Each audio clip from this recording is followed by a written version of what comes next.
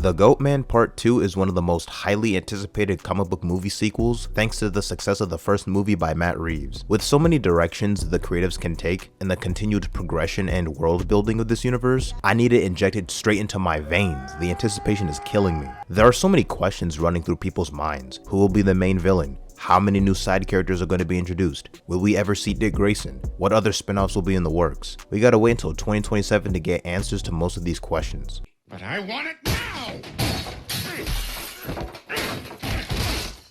I'm just glad things are finally being set in place, because if this movie faced another delay or still didn't have a completed script, I would have had to kidnap Matt Reeves and force him to finish the story, so thankfully no drastic measures had to be taken. One of the things expected from a superhero movie sequel is the progression of its main character, whether internal or external. In this case, it's about how Bruce applies what he learned in the first movie to become a better crime fighter, and possibly how he begins venturing out in public more as Bruce Wayne. Throughout the course of this universe, Bruce will need to upgrade his arsenal one way or another to make his crime fighting spree more efficient, especially when dealing with large amounts of information, which is crucial for the world's greatest detective. Like Batman, you can make your personal browsing experience more efficient with today's sponsor, Opera. Many regular browsers make it challenging when trying to navigate through a multitude of different tabs at once. The Tab Islands feature in the Opera browser allows for natural grouping, as I'm able to group the different tabs open based on topic or genre. I can have my comic surfing sites in one group and sites related to content creation in the other, and I can expand them or collapse them as needed to save space. Sometimes I like to have some good tunes play in the background while doing research for videos, and the Opera browser player gives me the chance to control the music without ever interrupting any activities. I can also detach the player from the sidebar and move it anywhere on the screen, even outside the browser.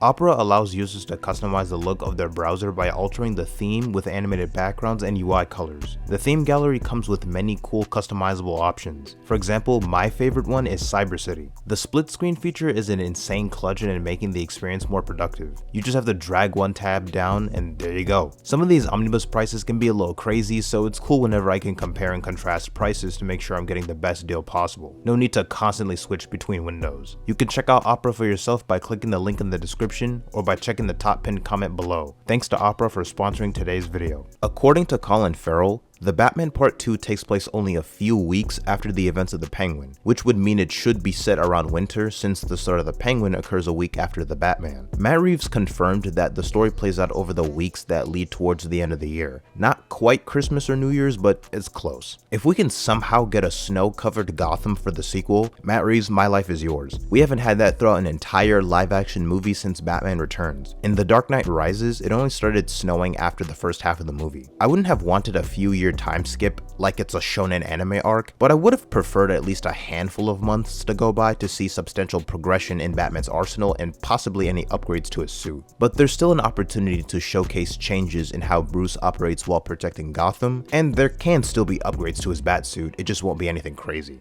Reason being, on top of having such a short time frame between films, is how much Matt Reeves wants to center on a version more grounded in reality. I know some people try to cope and say otherwise, but that sentiment has come out of the dude's mouth so many times. That being said, it's still an intricately designed suit even if this is supposed to be a Batman that isn't fully formed. That thing is a work of art. Can I take a picture of that thing? The creatives wanted to hone in on how this year 2 version of the Batsuit looks like something Bruce would have put together himself in the Batcave. Military and police tactical riot gear were a heavy inspiration for the crafting of the suit. The utility belt comes with police issued ammo patches and packs. The division of panels allowed for better mobility so that Robert Pattinson could be as agile as possible while in the suit. For an early career suit, this thing is pretty damn durable. Dude was out here tanking gunfire like it was nothing.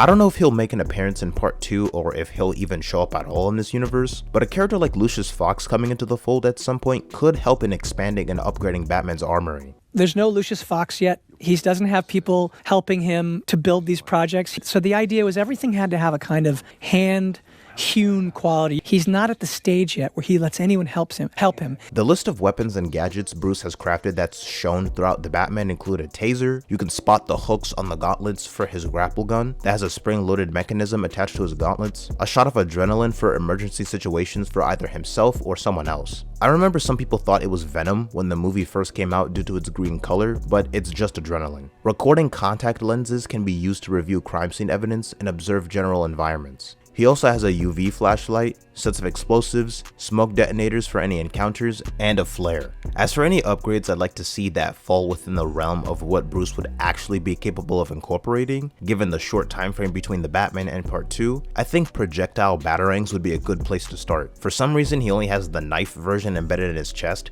I mean, it's not like they're difficult to make. To be honest, I was never a fan of how the wingsuit looked when Batman jumps off the roof of the GCPD station. I kinda wish he had a gliding cape or even a wingsuit shaped like a bat akin to the concept art for the movie. By the time he gets to year 2, Bruce would typically have a gliding mechanic in his cape, so I'm hoping something similar can be seen in the next movie. I don't know how likely that is since Matt Reeves really wanted to hone in on the practicality and realism behind it, but I'm still crossing my fingers. A little bit of a problem in a movie like ours where we're trying to be super realistic and super grounded. I wanted to sort of take it and ground it. It would be really cool if we could figure out a way to take the wingsuit and make it part of his suit. From what we know so far, Part 2 is going to be another detective story that pushes even further into the character of Bruce Wayne, in contrast to the first movie that had a strong emphasis on Batman. And I never wanted to lose Rob at the center of these stories, and so that is really what we set our aim on. And so picking the right villain that digs into what that does, that sort of goes into his past and his life,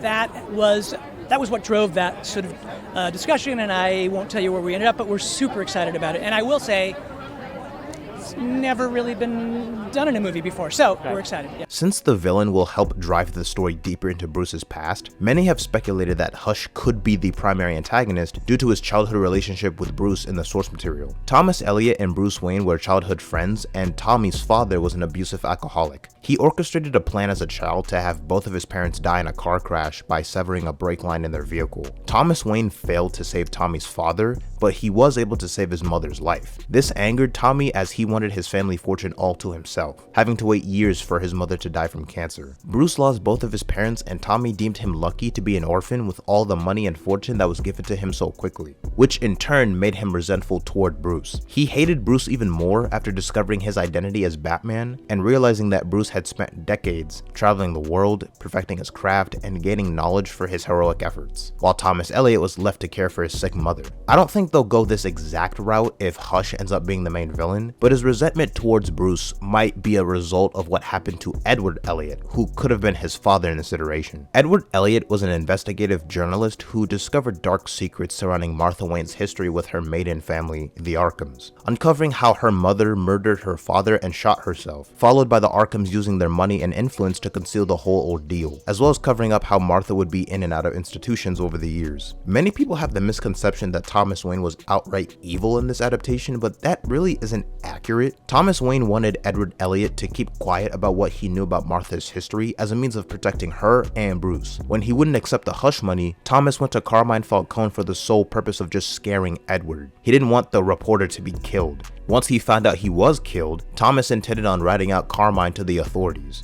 I didn't care about his image, I cared about her and you. I never thought Falcone would kill that man. Your father was distraught. He was going to the police. And that night, your father and your mother were killed. Thanks to Riddler's message that unveiled the connection between Thomas Wayne, Carmine Falcone, and the death of Edward Elliot, I could easily see Thomas Elliot using this as an opportunity to get back at Bruce. I don't think he and Bruce would have had a friendship in this iteration prior to their parents' deaths, as I'm sure it would have been mentioned that Bruce believed momentarily that his father had his best friend's father killed. Perhaps they might have formed a friendship after both of their parents died, I don't know. On top of delving into his past, I think you'll see the building blocks of him adopting the Bruce Wayne persona, using it as a tool to further his mission to help the city. I'm not expecting him to go full-on playboy since the movie's events are going to occur around the same time as the first one and the Penguin. Rather, I think we'll see Bruce taking baby steps to using his wealth and status to help the city in more ways than one. He hasn't yet recognized the value of using both of his personas. Our accounting friends at Wayne Enterprises are coming for breakfast. Here? Why? Because I couldn't get you to go there. I haven't got time for this.